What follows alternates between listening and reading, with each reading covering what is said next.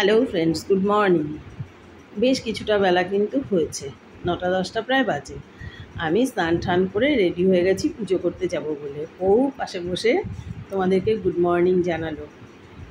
আমি পুরো বাড়িটাই তোমাদের একটু দেখিয়ে দিচ্ছি, কিন্তু তার আগে তোমাদের খবর নেওয়াটাও ভীষণ দরকার। তোমরা বলো কে কেমন আছো? আশা করব সবাই ভালো আছো, আমিও ভালোই আছি। আমার বাড়ির এই রান্নাঘরের কাজ তো যা চলছে আর কি বলবো তোমাদের।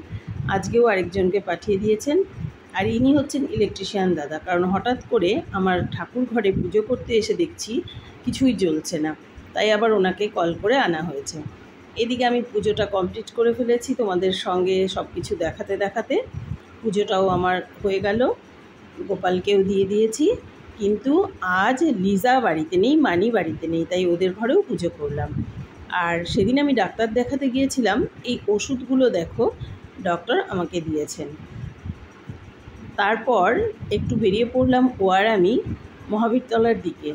আমার বেশ কিছুটা কাজ রয়েছে, তার মধ্যে প্রথম কাজ হচ্ছে আমি অনেকগুলো শাড়ি, তোমরা দেখেছিলে অনেক দিন আগে ওয়াশ করতে দিয়েছিলাম, সেগুলো ডেট চলে গেছে, কিন্তু এর মধ্যে আর বেরিয়ে গিয়ে আনা হয়নি। আজকে ভাবলাম তাহলে শাড়িগুলো আগে নিয়ে নিই। ভীষণ আজকে রোদ বাইরে, বৃষ্টি হয়নি, ছাতাটা নিয়ে আমি টুকটুক করে এগিয়ে যাচ্ছি। প্রথমে গিয়ে ব্যান্ডবক্স থেকে শাড়িগুলো কালেক্ট করতে হবে। অনেকগুলো শাড়ি, একটু বেশ ভারীও আছে। লিজার 2টো আছে আর আমার 3টে শাড়ি আছে। দিদি যিনি ছিলেন, ওনার সঙ্গে গল্প করে বেশ ভালো লাগলো। উনি অনেক বছর থেকেই এখানে কাজ করেন। দত্তপুকুরে ওনার বাড়ি। ট্রেনে কিভাবে আসেন, কি কষ্ট হয়, সেগুলো উনি অনেক কিছু বলছিলেন। গল্প করলে বেশ অনেকের লাইফস্টাইল সম্বন্ধে কিন্তু অনেক কিছু জানা যায়। ওনার সঙ্গে আমার অনেক বছরেরই পরিচয়, তবে এতটা গল্প কোনো দিনও হয়নি। আজ কথায় কথায় সব জানতে পারলাম যে উনি বিয়ে করেননি, ওনার দিদিও বিয়ে করেননি। এই সমস্ত গল্প হচ্ছিল যে স্বাধীনভাবে কতটা ভালোভাবে উনি আছেন, এটা কিন্তু ঠিকই।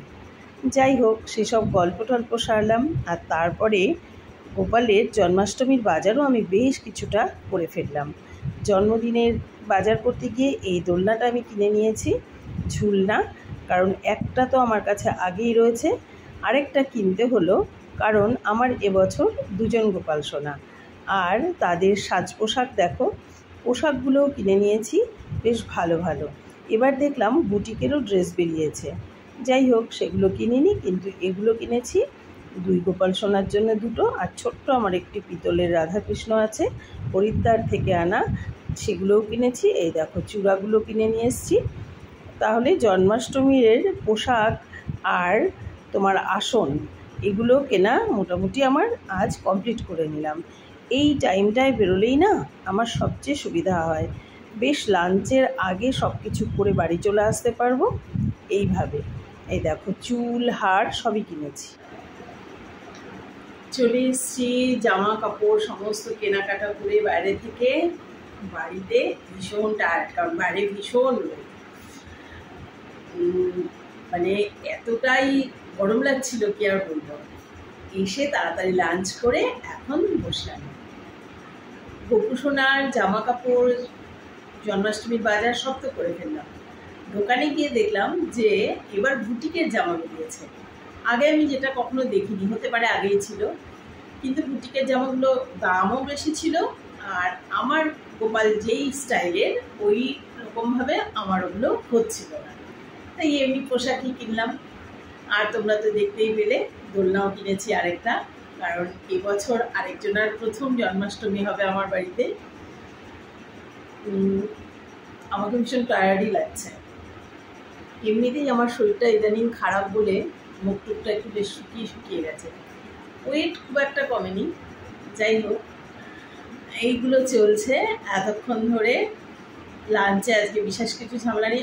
আজকে কিন্তু বাড়িটা বড্ড ফাঁকা লাগছে। কেন? আজকে মানি নেই।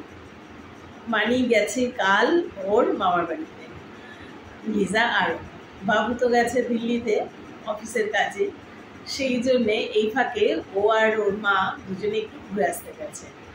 ছোট ছেলে গিয়েছিল মন্দারমণি, চলে এসছে। কিন্তু মানি না থাকলে সারাটা দিন ফাঁকা ফাঁকাই বড্ড লাগে। এলে আবার হবে কথাবার্তা, মিস করতে থাকি সারাক্ষণ আর কি পাকা পাকা কথাবার্তা এই তো বলতে থাকে। যাই হোক, তোমাদের সঙ্গে সমস্ত কিছু ড্রেস জিনিসপত্রগুলো শেয়ার করলাম, তোমরা দেখো। আর কে কে জন্মাষ্টমীর তৈরি অলরেডি শুরু করেছো কীভাবে, সেগুলো অবশ্যই জানিও। আমাদের তো এখন এগুলো চলছেই, এক এক দিন একটু একটু করে সব কিছু করে এগোতে থাকবো।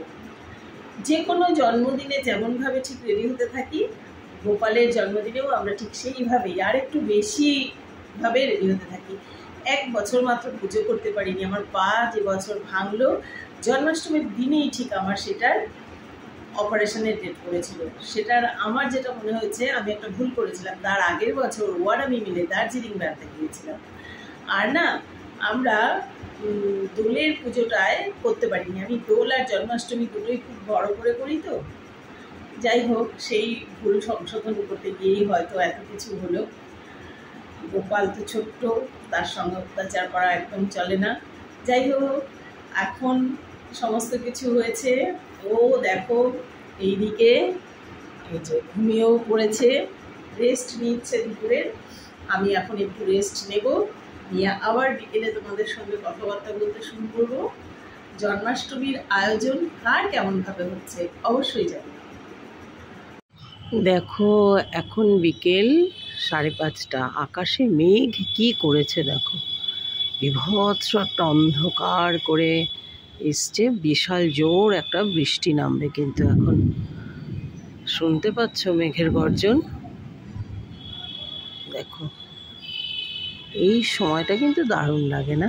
ঠিক বৃষ্টি আসার আগের মুহূর্ত, থমথমে ভাব, কালো মেঘে ছেয়ে রয়েছে, গুড় গুড় করে মেঘ ডাকছে। আর এই মেঘলা দিনে আমি বসিয়ে দিয়েছি গরম গরম চা। কে কে খাবে চলে এসো। একদিকে ভাত আর একদিকে মুড়িটা একটু ভেজে নিচ্ছি। মুড়িগুলো না একটু নেতিয়ে গেছে, তাই শুকনো খোলাতে ভাজছি। আর কি, কার কার এইভাবে মুড়ি খেতে ভালো লাগে বলো, কমেন্টে জানাও। চলে এসো আমাদের বাড়ি, চা মুড়ি খাওয়াবো।